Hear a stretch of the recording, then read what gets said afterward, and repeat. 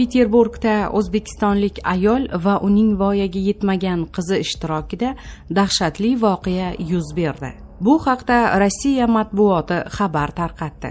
18-may kuni O'zbekistonning 33 yoshli fuqarosi bo'lgan ayol internet orqali Vatandosh o'zbeklar mintaqaviy tashkiloti rahbari Usmon Baratovga murojaat qilgan.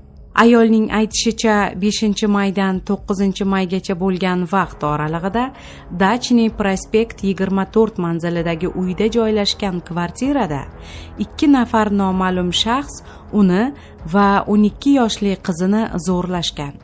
Shu bilan birga ular ko'rsatilgan kvartirada kuch bilan ushlab turilgan. Tergov qo'mitasi Rossiya Federatsiyasi Jinoyat kodeksining 131-moddasi va 127-moddasi 2-qismining D va J bandlari bo'yicha jinoyat ishi qo'zg'atdi.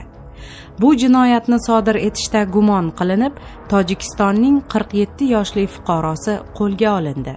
U hech qayerda ishlamaydi. Erkak Peterburgda migratsiya ro'yxatida qayd etilmagan. Shuningdek, xabar qilinishicha, o'zbekistonlik ayol va uning qizi ham migratsiya ro'yxatiga qo'yilmagan.